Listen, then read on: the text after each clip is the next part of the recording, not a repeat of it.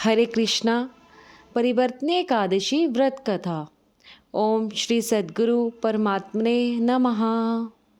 युधिष्ठिर ने पूछा, केशव, कृपया यह बताइए कि भाद्रपद मास के शुक्ल पक्ष में जो एकादशी होती है उसका क्या नाम है, उसके देवता कौन हैं और कैसी विधि है।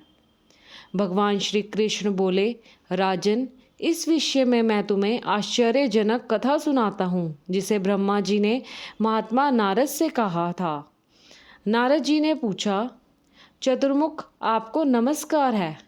मैं भगवान विष्णु की आराधना के लिए आपके मुख से यह सुनना चाहता हूँ कि भाद्रपद मास के शुक्ल पक्ष में कौन सी एकादशी होती है। ब्रह्मा जी ने कहा, मुनि श्रेष्ठ, तुमने बहुत उत्तम बात पूछी है। क्यों ना हो वैष्णव जो ठहरे। भादो के शुक्ल पक्ष की एकादशी पद्मा के नाम से विख्यात है। उस दिन भगवान हर्षिकेश की पूजा की जाती है। यह उत्तम व्रत अवश्य करने योग्य है। सूर्य वंश में मंधाता नामक एक चक्रवर्ती सत्य प्रतिज्ञ और प्रतापी राष्ट्रीय हो गए हैं।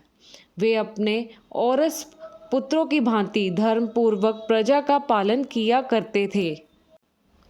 उनके राज्य में अकाल नहीं पड़ता था, मानसिक चिंताएं नहीं सताती थी और व्याधियों का प्रकोप भी नहीं होता था। उनकी प्रजा निर्भय तथा धन धान्य से समृद्ध थी।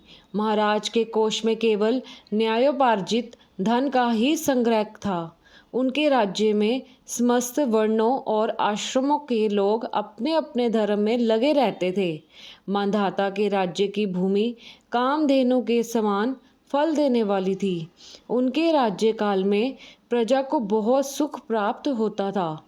एक समय किसी कर्म का फल भोग प्राप्त होने पर राजा के राज्य में 3 वर्षों तक वर्षा नहीं हुई।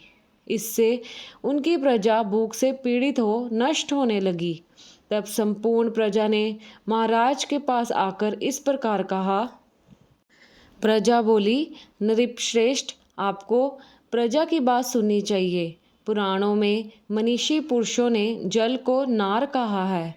वह नार ही भगवान की अयन निवास स्थान है, इसलिए वे नारायण कहलाते हैं। नारायण स्वरूप भगवान विष्णु सर्वत्र व्यापक रूप में विराजमान हैं। वे ही मेघ स्वरूप होकर वर्षा करते हैं। वर्षा से अन्न पैदा होता है और अन्न से प्रजा जीवन धारण करती है। नृपश्रेष्ठ, इस समय अन्न के बिना प्रजा का नाश हो रहा है। अतः ऐसा कोई उपाय कीजिए जिससे हमारे योग क्षेम का निर्वाह हो। राजा ने कहा, आप लोगों का कथन सत्य है, क्योंकि अन्न को ब्रह्म कहा गया है। अन्न से प्राणी उत्पन्न होते हैं और अन्न से ही जगत जीवन धारण करता है।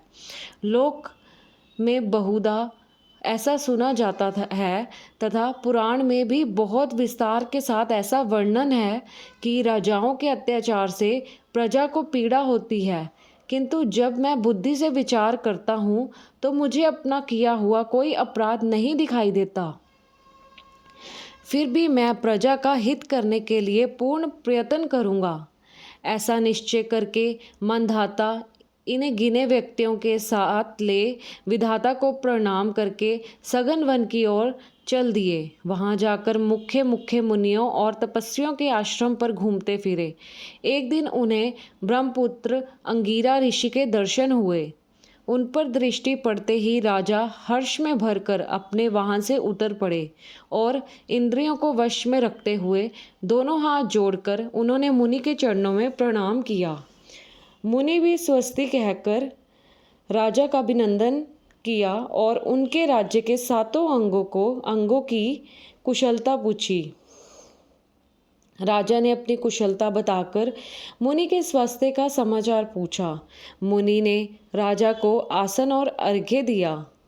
उन्हें ग्रहण करके जब वे मुनि के समीप बैठे तो मुनि ने राजा से आगमन का कारण पूछा। राजा ने कहा, भगवन, मैं धर्मानुकूल प्रणाली से पृथ्वी का पालन कर रहा था, फिर भी मेरे राज्य में वर्षा का अभाव हो गया। इसका क्या कारण है, इस बात को मैं नहीं जानता। ऋषि बोले, राजन, सब युगों में उत्तम यह सत्य युग है।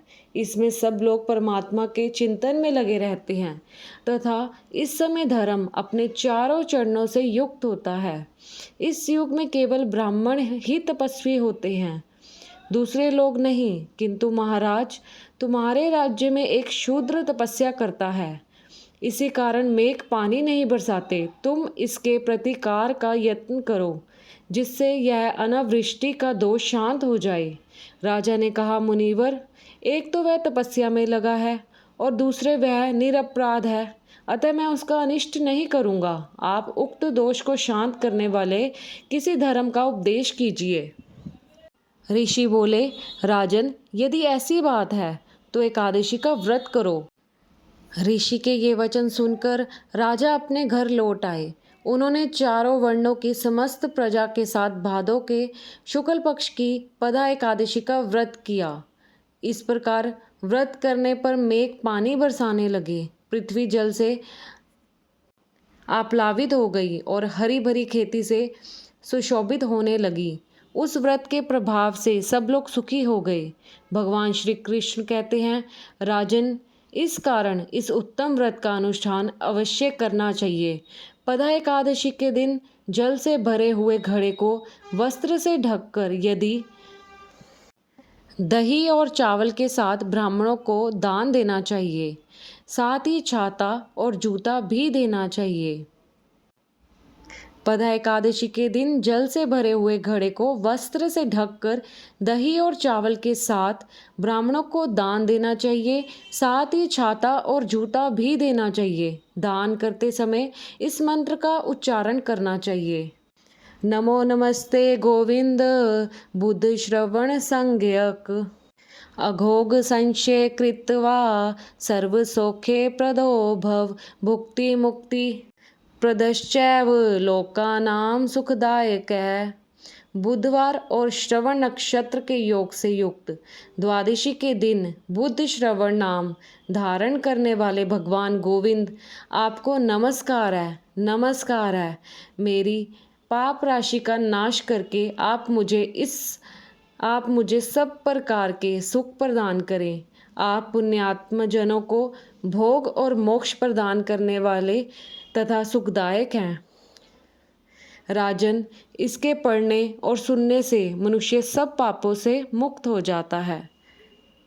नारायण नारायण नारायण नारायण। हरे कृष्ण कृष्ण कृष्ण हरे हरे, हरे राम राम राम हरे हरे। चैनल को सब्सक्राइब करें, लाइक करें, कमेंट करें। हरे कृष्णा।